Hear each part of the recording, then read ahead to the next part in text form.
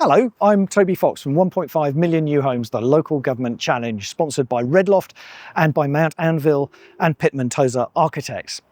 Now, I'm visiting a different council every month to find out what works and what needs to change to get more homes built. And this month, I've come to Westminster. I'm lucky enough to be here with James Green, who's Director of Regeneration and Development at Westminster City Council, responsible for... strategy, essentially, affordable housing strategy. Yeah. So tell us a bit about where we are today and what this project could be if only we could deliver more homes. Oh, wow. Okay. Where do I start, really? I think we need to look at the macro situation. The current climate in the UK, it's challenging. You know, it's a really difficult time to be developing and building, particularly affordable housing in central London. We've gone through a long period of build cost inflation on the back of COVID and everything that came with that. So just building things is tricky enough. And then we've got to sell them. So I don't know if you looked at the Mollier report this month, but we are back to 2009 levels in terms of building output and 2011 sales output as well. In terms of private sales. Exactly, yeah. So, you know, for the private sector, you know, to, you know, actually put a foot forward and develop sites out is really, really challenging.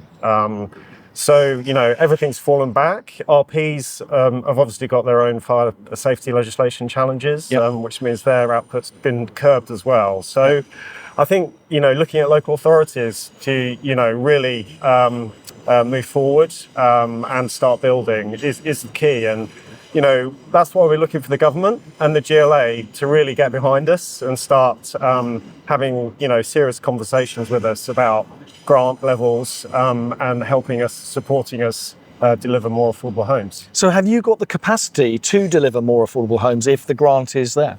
Absolutely. I mean, obviously every site is different and the economics on every site has got to work. But we've got a pipeline of opportunities. We've got a fantastic team that, you know, is delivering, and we're very well resourced in that regard. So, you know, we are ready to go. We've had some very good conversations with the GLA, with MHCLG about pipeline opportunities. But what we want to see is those conversations turning into something much more detailed in terms of how, you know, they can provide us with targeted grant on particular sites on the pipeline we've got, getting that grant in early, you know, so that we can start mobilising and we can really apply our resources to those sites that we've got. So what is the scale of the opportunity then? Well, how many homes could Westminster deliver? So, I mean, since 2019, we've delivered about 1,250, I think it is. We've got a pipeline of over 2,000. But, you know, we're in a huge borough. We've got a massive demand for affordable housing. And, you know, we're actively looking for more sites to add to that pipeline as well. So, you know, we're hugely ambitious. We're very realistic about what we can do, what we can offer. And we've got a track record, like Ebury here, you know, that demonstrates that, you know, we can do this as a council. Yeah. So we're here on it's Ebury Bridge Road. Ebury Bridge Road, yeah. It's an estate regeneration project. It is. Delivering 700? Circa 800 homes. Homes.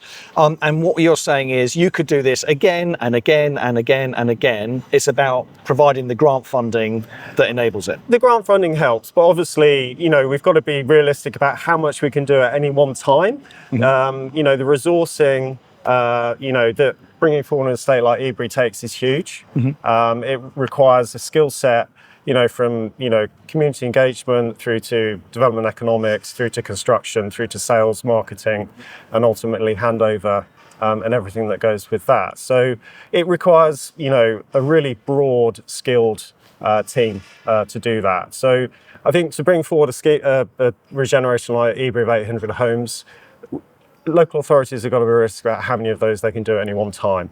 So that's something to take into mind. But it's building upon the success, recognising the resourcing, the skill set that's required, and garnering the support from the government GLA to go on to the next one. That's the conversation we want to have.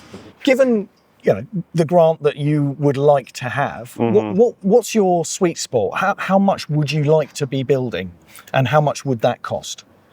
Wow, that's quite a question. The sky's the limit, right?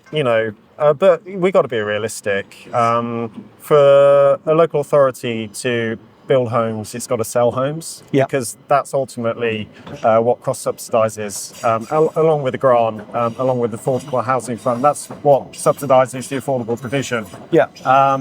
We've got to be mindful of, we've talked about the sales market is challenging at the moment. And also flooding a borough with private sale homes is not an ideal situation. So that's the same limitation that faces the private sector, exactly, right? Because you're selling privately homes to subsidise the cost of affordable. And ultimately, our model is very much the same as the private sector. The only difference is that we're maximising our affordable housing provision at 50%. Whereas, and that's our priority, rather than making a margin on every development site that we do. So, listen, I don't want to focus on quantum per annum necessarily, but what I want to focus on is regenerating, redeveloping the estates within Westminster and providing our residents and communities with modern accommodation that's fit for purpose and gives them every benefit and every advantage in life, really. And that's the bit we want to focus on.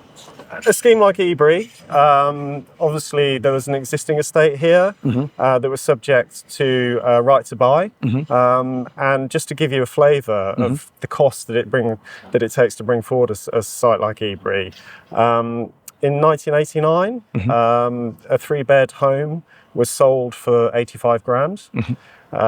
The tenant received a 50 grand discount on that, so effectively bought that property for £35,000 in 1989.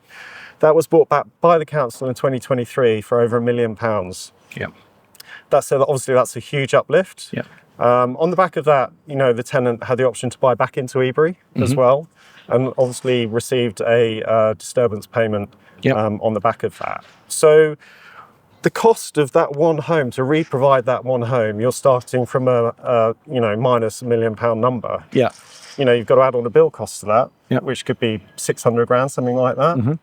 And then you've got to look at how you're going to recoup that money and pay for that. So you might get a GLA grant funding per unit of about £200,000.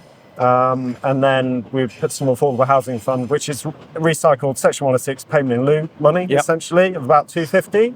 Okay. So that's a huge deficit. That's still only 450. Yeah, exactly. And you're talking about 600,000 just in bill costs.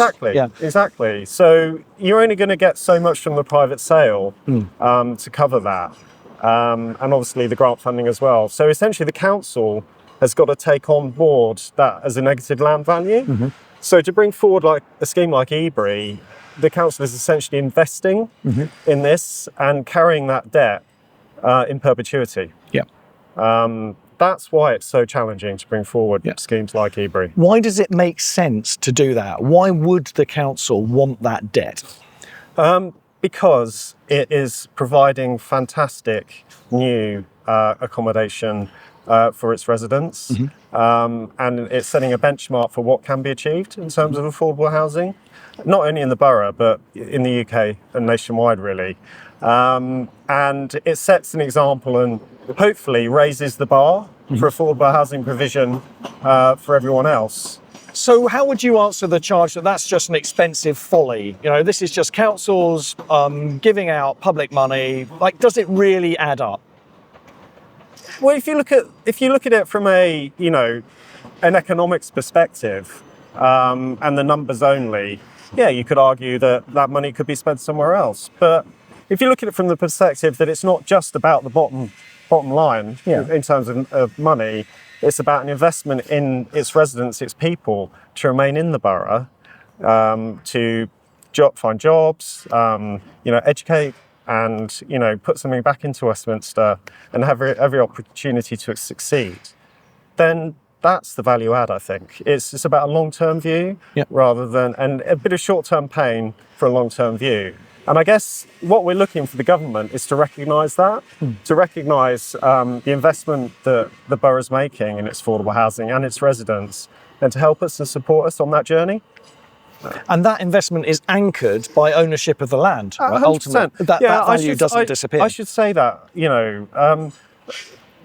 I would say about 85–90% of our development program is self-delivery. Yep. We absolutely retain the land, the freehold of the land, and we develop out these sites, and we offer obviously leaseholds on the private sales. And therefore we remain the landlord in perpetuity. And we're here for the long term, really. Much like the landed estates, we are a long-term custodian in Westminster. And therefore we have a long-term view, and that's why we'll take on that debt, to develop something out like this. And part of that story is taking on the financial debt to do the delivery, but it's also about building the team that has the expertise and the capacity to do the delivery. A lot of councils, especially now more than ever, are choosing to go into a joint venture partnership with the private sector in order to bring new homes forward. Yes. Why are you choosing a direct delivery method instead? Because we're invested. This is about building the skills, the resources, and leading the way in terms of how local authorities can build council housing. And I'm a firm believer, we do joint ventures, not many, but we do. But I'm a firm believer that, you've got to have absolute accountability and ownership for what you're doing.